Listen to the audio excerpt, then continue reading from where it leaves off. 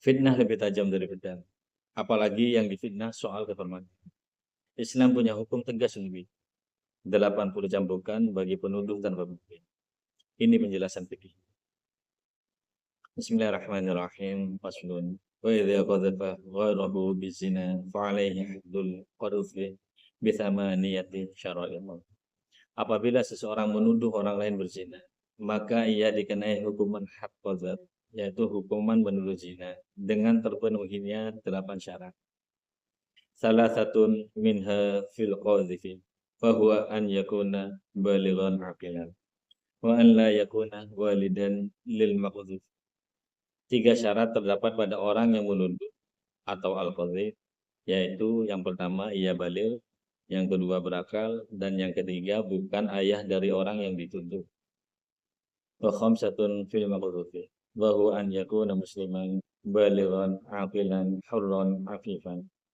5 syarat terdapat pada orang yang dituduh, yaitu muslim, baligh, berakal, merdeka, dan menjaga kehormatan atau afif, yakni tidak dikenal sebagai pezina atau orang yang fasik.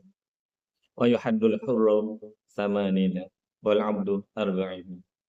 Adapun hukuman bagi orang yang merdeka yang menuduh zina tanpa bukti adalah 80 kali cambukan, sedangkan bagi budak adalah 40 kali cambukan. Wa yasqutu hadzul qadfi bi thalathati asyain. Iqamatil bayyinati aw afil maqdhufi aw li'ani fi haqqi zawji.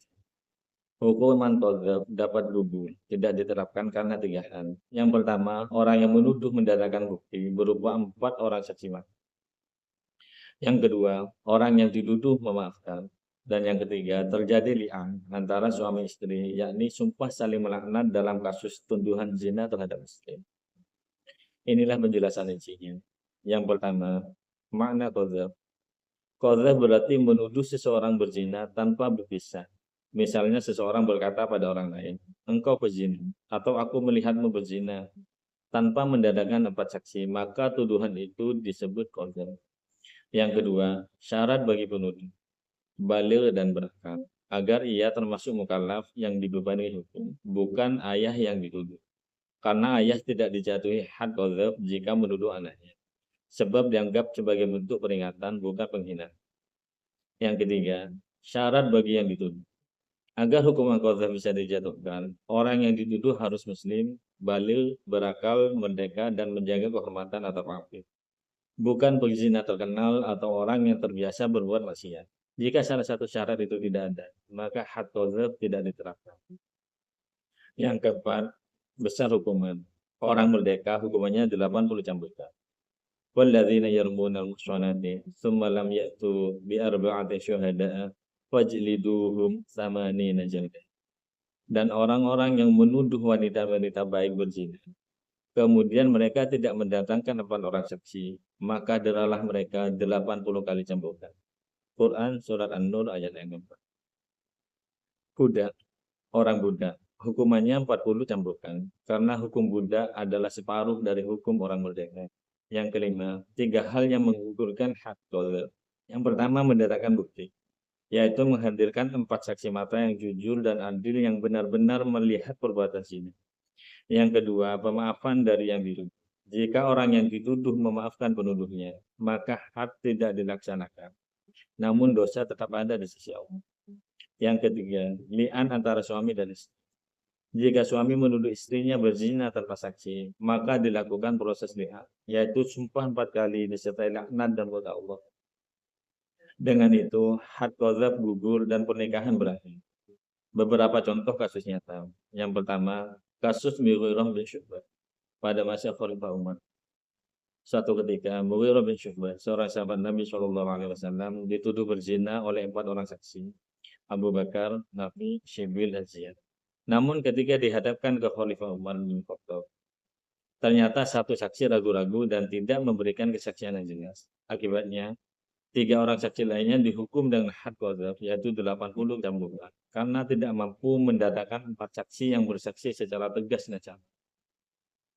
Dalam Islam, menjaga kehormatan seseorang sangat dijunjung tinggi. Satu kesaksian yang tidak jelas saja dapat menggugurkan tuduhan dan justru membuat penuduh dihukum. Yang kedua kasus li'an antara suami dan istri. Dalam hadis riwayat Bukhari dan Muslim, Hilal bin Umayyah menuduh istrinya berzina dengan Syari' bin Sahmah. Rasulullah Shallallahu Alaihi Wasallam memerintahkan agar Hilal mendatangkan 4 saksi, namun ia tidak punya bukti.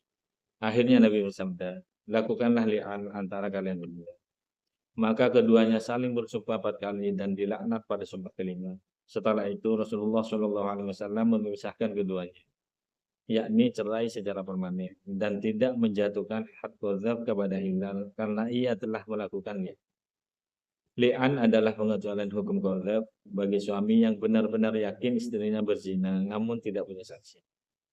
Hikmah hukum qadzaf. Yang pertama, menjaga kehormatan manusia. Tuduhan zina adalah tuduhan paling berat dalam Islam karena menghancurkan nama baik seseorang dan keluarganya. Yang kedua, mencegah fitnah dan berita bohong.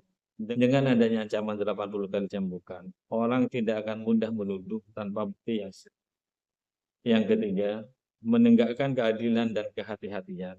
Hukum ini mengajarkan bahwa keadilan Islam tidak hanya melindungi korban zina, tapi juga orang yang hidup. Yang keempat, menumbuhkan budaya tabayun, yaitu klarifikasi. Islam melarang keras menyebar tuduhan atau gosip tanpa bukti yang nyata. Wallahu a'lam bishawab.